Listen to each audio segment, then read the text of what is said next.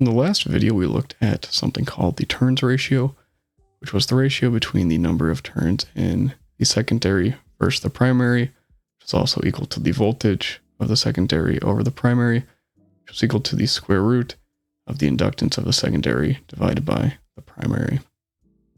So there's a few things that the turns ratio, also given by A, sometimes given by lowercase n, is expressed as, but the new notation we're going to be looking at is this transformer schematic here, where you would have something like 1 to A. You would have some coupling coefficient K, which for us, we're always going to assume K is equal to 1. So looking at an example, we're just going to look at current of the primary. I1 goes into a dot, so we induce a positive voltage reference at the other dot. And I2 goes into an undotted terminal, so the undotted terminal on the primary gets that positive voltage reference. So writing a KVL on the left-hand and right-hand side, we end up with these two equations, as we've seen in the previous videos, and then we can use substitution to simply plug in for I2 to arrive at this equation here. Now what we're going to do is define some input impedance, Zin, given by Vn over In, or the input voltage divided by the input current, is equal to V1 over I1. So doing that, we have Zn equals this term here, which for k equals 1, we can express that even further. And now we want to make the substitution for L2 and L1 with our turns ratio A. And we get Zn at this bottom equation here. Now we can simplify this as Zn is equal to ZL, which would be a load impedance, divided by A squared, for the condition that A squared is much, much greater than the load impedance divided by the frequency times the value for L1. Now it turns out for most transformers that this is the case, and we can make this approximation, which is nice for our analysis. But if it's not the case, it gets a little bit more messy. So if we look at the right-hand side that we had up here, we can simply divide I2 by I1 to arrive at this term here. Or again, if we have a similar condition as we noted above, we can say that the secondary current divided by the primary current is approximately equal to 1 over A. So if we look at what actually causes this condition to be true for I equals L1 or L2, one of the things that can do it is a high frequency, a low load impedance, or a high value for the inductors. Or you could say that high reactances of transformers would also make this condition appropriate. And that's what we have for transformers because they are tightly wound coils most of the time.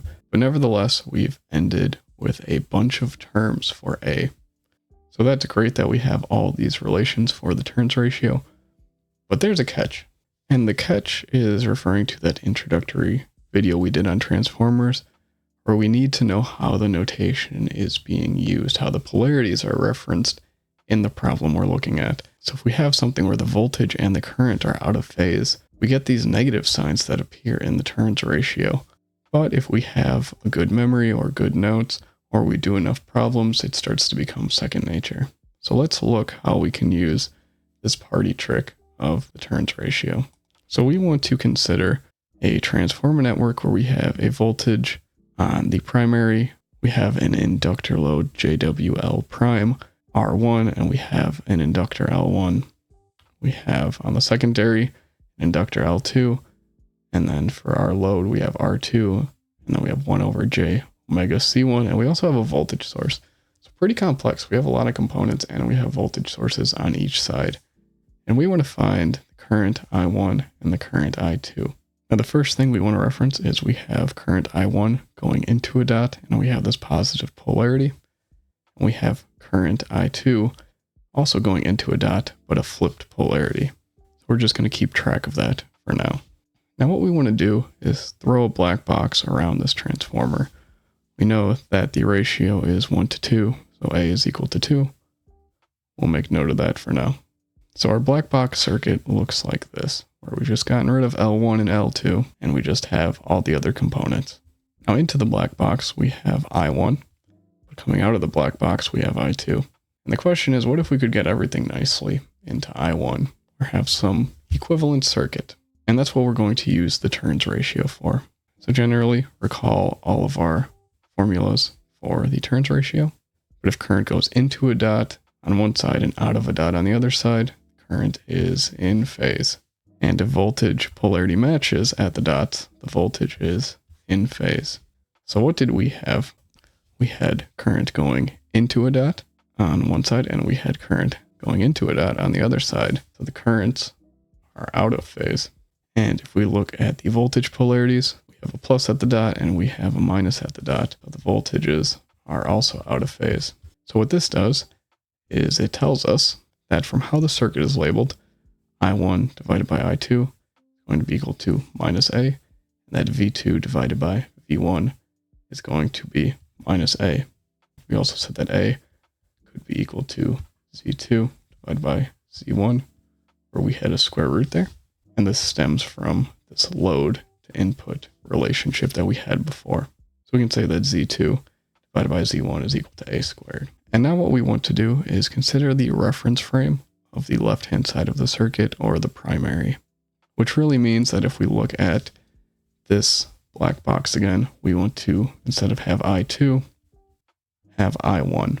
Well, we know a relationship between I2 and I1, so maybe we could make that work. But because of the turns ratio, we also know a relationship for V2 to V1, and we know a relationship for the secondary impedances. So what we can do is use all of these relations here for the secondary side.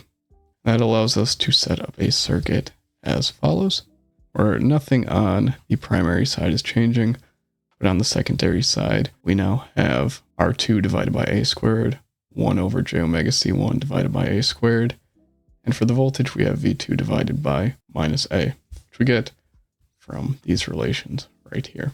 And then from this, we can simply set up a KVL. So we're going to say that V1 minus the voltage drop from this inductor, minus the voltage drop from this resistor, minus the voltage drop of these two components, the resistor and the capacitor, minus the voltage drop of this voltage here.